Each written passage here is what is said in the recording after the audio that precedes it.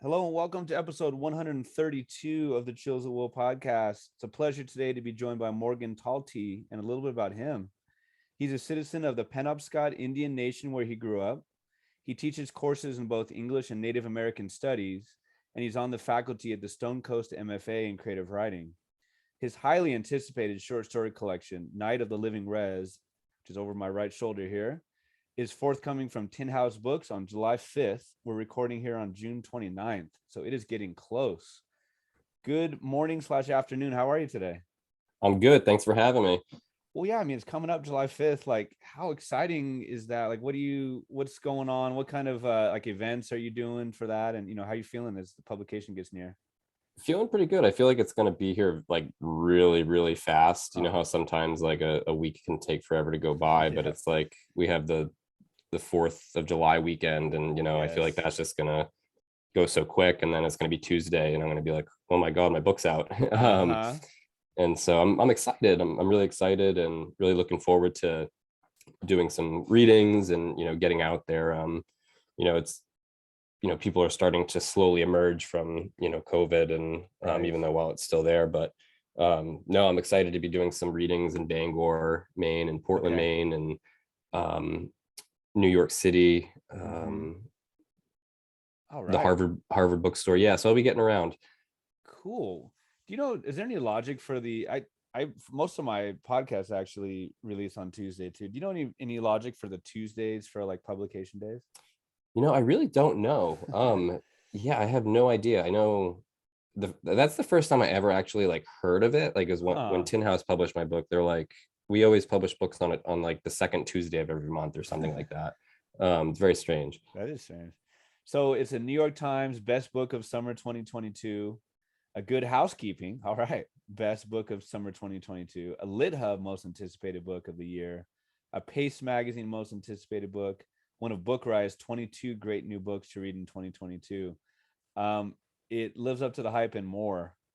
How did it feel to like see your name on the cover and see the cover and like know that it was real? It didn't feel real.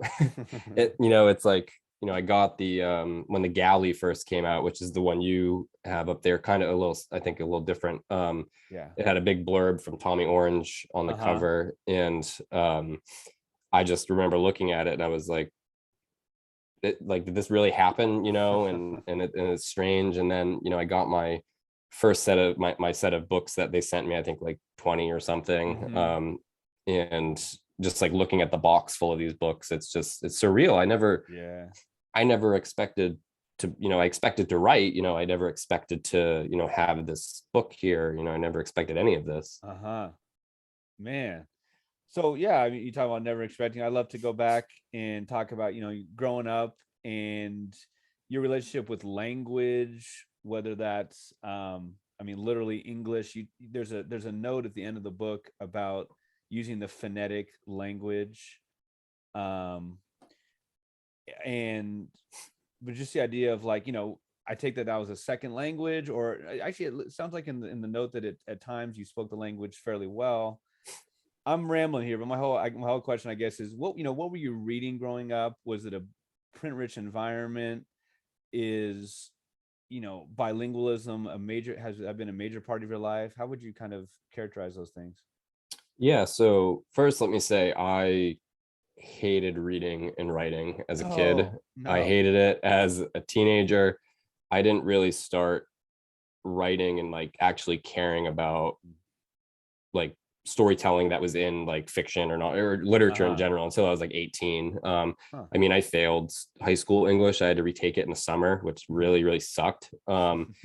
And yeah, so I didn't, when it came to storytelling in that like mode, like I never really gravitated towards it. And plus, I think there are a lot of other, factors that inhibited my ability in school, Mm, stuff happening at home that made me sort of less attentive to sure. class and stuff. But I always felt like a storyteller. Like I remember growing up and just always telling stories, whether it was the teachers who would Mm. tell my mom I had an overactive imagination, even though those stories had some grounding of truth in it. Ah.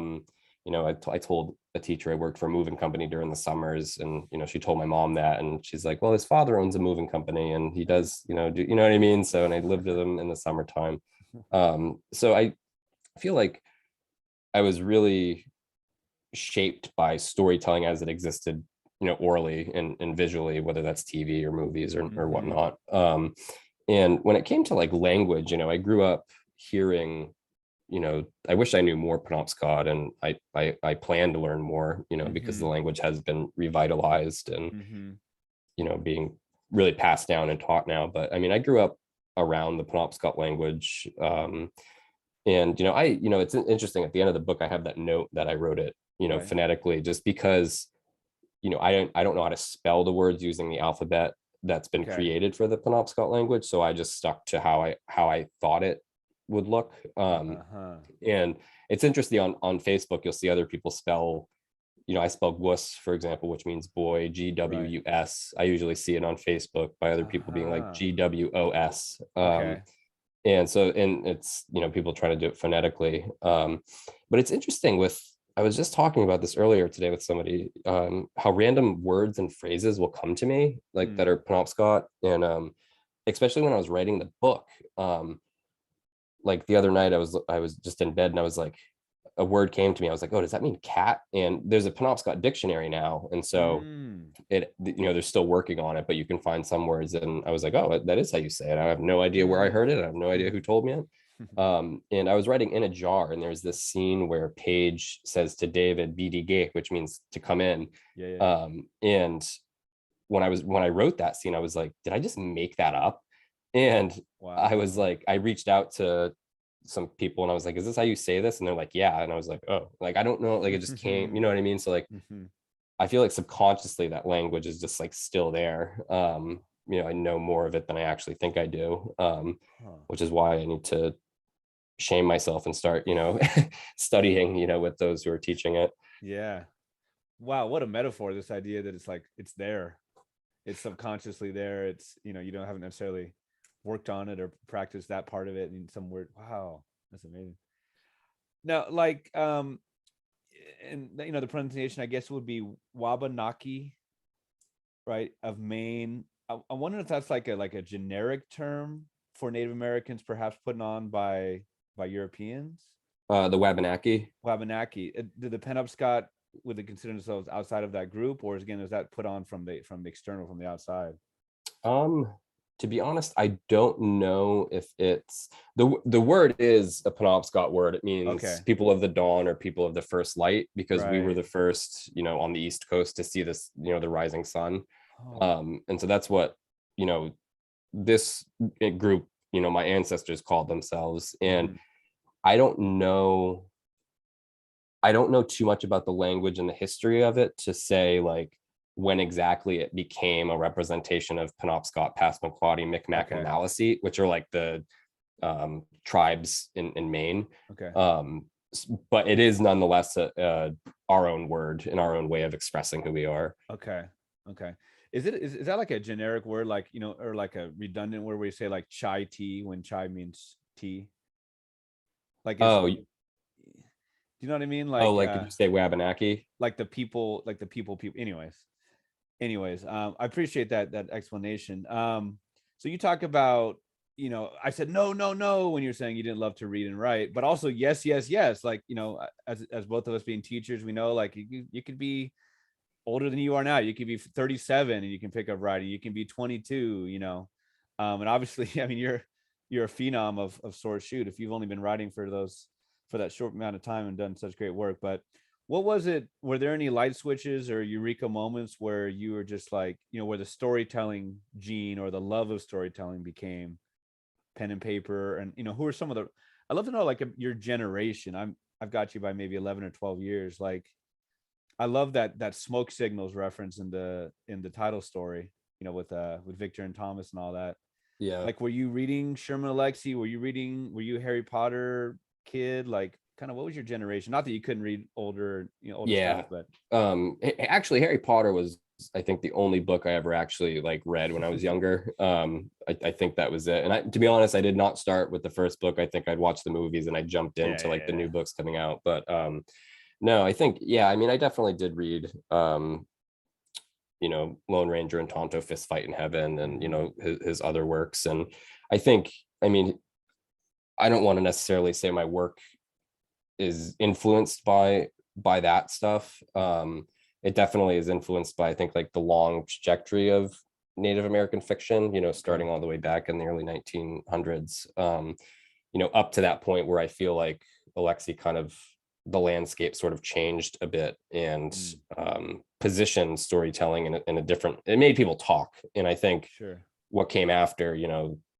think of Tommy Orange, Therese Marie Mailhot, Tony Jensen, Chelsea Hicks,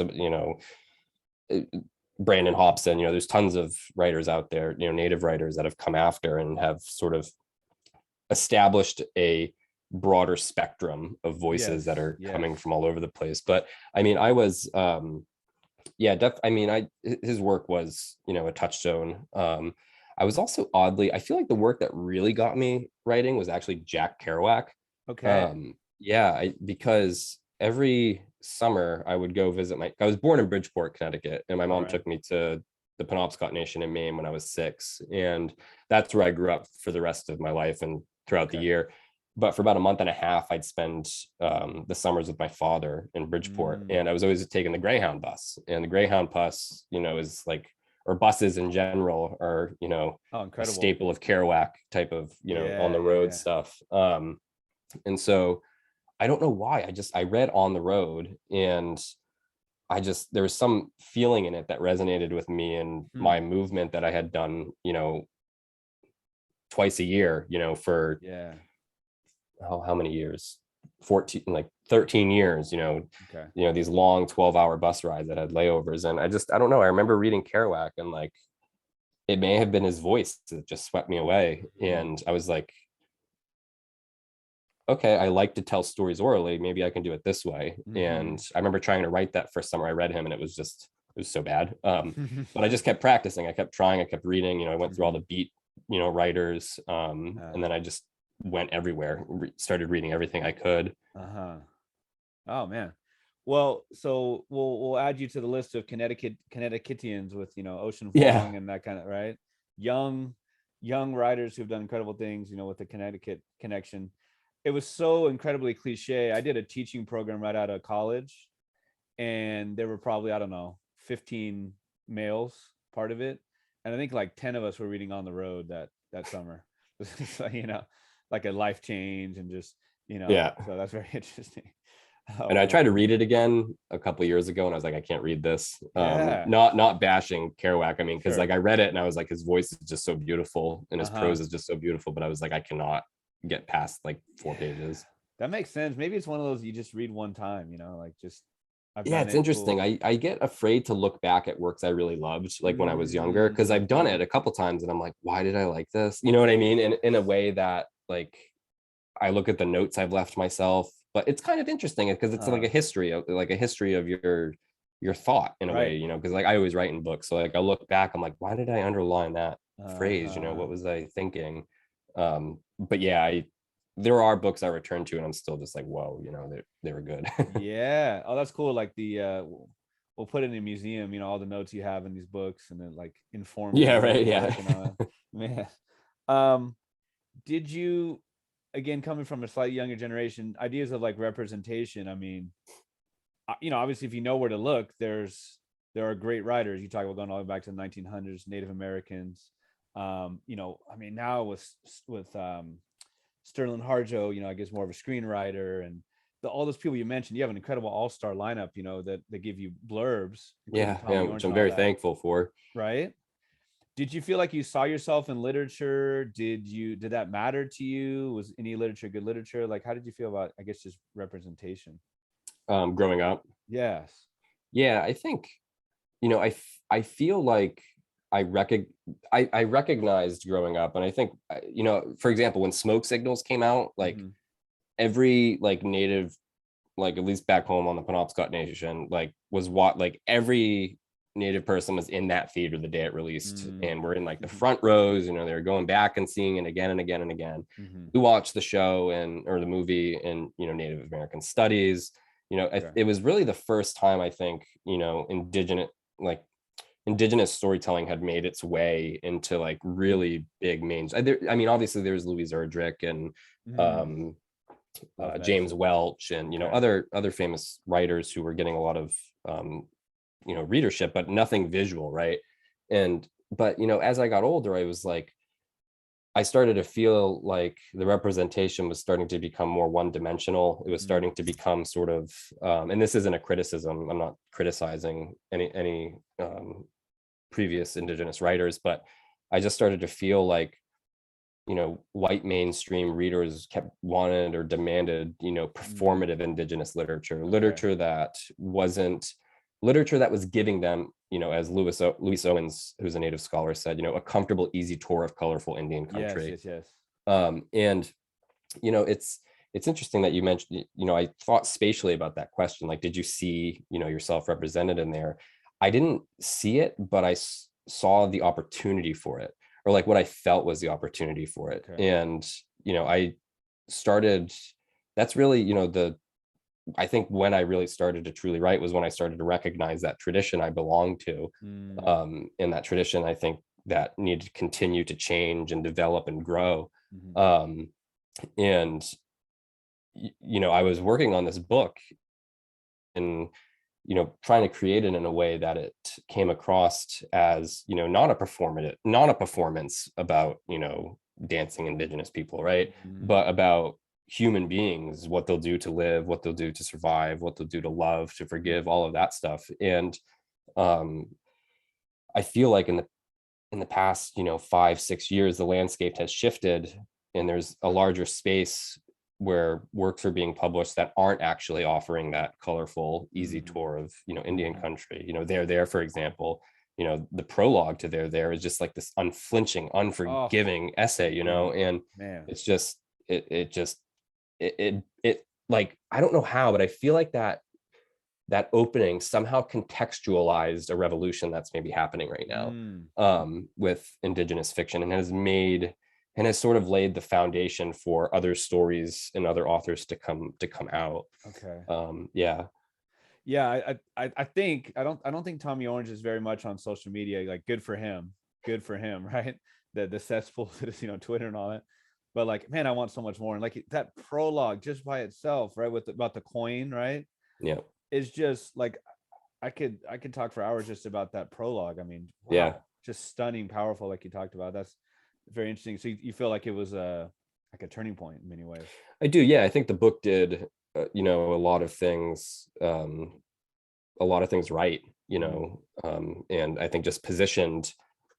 It's interesting if you read the book that you've read the book obviously, but I don't know if you remember, there's so many sort of like metaphors about like lenses and gazes and looking, and the book is very much about perspective, right? There's all these various perspectives in the book. I think there's 12 characters or something, which is an outrageous amount of characters to handle, and he does it. Yeah, and he really, I think the book, the prologue, everything just created this place for multiple voices to come out. And yeah, I mean, it's been I don't it's been a few years for sure, but I mean, I don't think there's any mention, if so, it's definitely minimized, of reservation, right? They're urban. It's in Oakland, in the Bay Area, kind of close to me, up in Sacramento here. Yeah.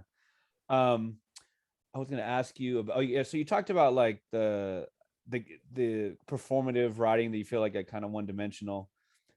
How do you, not that you're an expert on like the history of publishing, but like, do you think that was like the editors, that's kind of like what got past the editors, the gatekeepers, so to speak, was like more performative? Or do you feel like that was the native writers consciously or subconsciously, kind of writing to the white gaze? Like, how do you think that happened? Yeah, I think big publishing had set standards for what they considered authentic, and what was authentic was what sold, right? Sure. And I can't remember, it was JJ Amoroso Wilson, who he's a novelist, and I was listening to him talk about the Latino boom, Gabriel Garcia Marquez, and there are 3 other main writers around that time, and there was this other writer who was not part of like that group, who was not well known, and he sent a story to an editor at a big magazine, and they're like, we, because all of the work that was Gabriel Garcia Marquez and all of them were doing had this like magical realism element to it, and that's what white readers came to know, Yes. that type of literature for. So when this guy, or maybe it was a woman, I can't even remember, approached this editor with this story and was like, hey, I'm a Latino, I have this story, and it didn't have any of the features that the other stories did. The editors was like, this isn't considered Latino literature because it's not doing X, Y, and Z. Yeah. And so I know editors have pushed writers to push them into specific corners to be like, oh, add this maybe, to make it more appealing. It's never happened to me. I've been asked, by editors to explain some things sometimes, which I'm always hesitant to do, unless it's really, really, really needed. But, I got lucky with Tin House in that they were, shared the same mindset as I did. They were like, let's put something out there that's, cutting against, this, going with the positive changes. I think that's happening.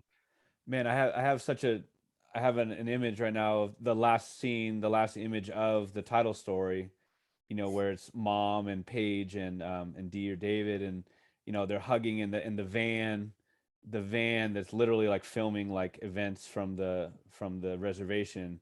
Just that idea of like the gaze from outside and like performative, and man, makes it even. Yeah, and then even the end of that too, I was thinking about it. I was like, I'm going to end this like a play, because I feel like it ends very much like a play, but not in like a, or I hope not in like a sensationalized way, No. But yeah, I think the idea of performance was always on my mind. Yeah, it's very interesting. So what, as far as turning points, well, I guess I'll first ask you about, you mentioned some, but I mean, who were and are some of the writers who really just, whether they write the same way as you do or not, whether you've, purposely emulated them, who are some of the writers who really thrilled you throughout the years? I have to give the obligatory shout out to Anton Chekhov. All right. His short fiction and his plays, were just wonderful. Geez, let's see. Karen Russell, I absolutely just, love. Louise Erdrich, obviously. Richard Van Camp is a First Nations writer. His book, The Lesser Blessed, is just phenomenal. I just love that book so much. Alice Munro. Geez, let's see. Dennis Johnson, Raymond Carver. God, I feel like I could go on and on. I gotcha. Yeah. No, I know that's a tough question. It's like, I mean, I know I was about ready to get up and go look at my bookshelf and just start reading you off all the names. No, I appreciate that. I definitely see some Carver in your writing, and I don't know all of those writers, but I see some of those influences. So when was there a Eureka moment or Eureka moments where it's like, I can write, I want to write, people like this, Yeah, I really don't think there was a Eureka moment until maybe like I got a book deal with Tin House. I mean, because like I had always been told, I was like, or maybe, maybe actually, no, it was before then a little bit. Maybe when I published a couple stories in some big magazines like Narrative Magazine and Shenandoah and places. But, I was always told when I was like 19 and 20, because I went to a community college for 3 years before I transferred to Dartmouth College. And I took creative writing classes at the community college where I had met my first mentor, who was just a phenomenal teacher, two mentors really. And they were both always like, you're extremely talented, you should pursue this. And like, I didn't believe them, yet I still did it. I think because I didn't want to do anything else. So I was even like, well, if they're lying to me, I'm gonna be mad. But at the same time, I'm just like, I can't see myself doing anything else. So it really, I feel like it just clicked. I mean, I still doubt myself as a writer. I feel like there's always that fear that you wrote the last good thing, you know what I mean? But you have to remind yourself, no, you didn't, there's still, you're only going to get better. And yeah, I think it was a long process and something I still question. I mean, I'm sure like there's all kinds of life experiences that have led to your writing. Like, I mean, for all of us going back to when we were born or whatever, but like, were there like jobs? I mean, did you get involved right after college in writing, like for a career or being a TA or being a professor? Or were there like, was there a lot of like living out in the world and getting like material ammunition for your writing? Yeah, so when I graduated from Dartmouth, I was sick of school. I was just so Hmm. tired of it because like I had spent 3 years at a community college and then 4 years at Dartmouth just for my undergrad. And so 7 years for an undergrad, it just was, I was like, I'm done. I'm not eating in Yeah. cafeterias anymore. I'm not sleeping in dorms. And so I went and did an MFA, the low residency MFA, at Stonecoast. And that, you only went to campus or wherever they were holding it twice a year for 10 Okay. days. And then in between, you would just work one-on-one with a mentor. And so during that time, I just wrote. I mean, I didn't have like an advanced degree to teach. I had a degree in Native American Studies. Mhm. I didn't, which doesn't really. I probably could have found a job on working on the reservation, but I just chose to write and to focus on it Mhm. until eventually a local area university, I applied and they're like, oh, we'll put you in the writing center for now. And I just started to teach more and more and more. Mhm. But yeah, I think in those early years, it was just really writing and living too, just hanging around. And, Mhm. I didn't do too much working, for money. Night of the Living Rez is, again, right above me here, and it's the one that comes out July 5th. Buy it through Tin House. I'm never good at this, so I'll ask you ahead of time, like any good like local bookstores or that you recommend, or like places where you should buy the book.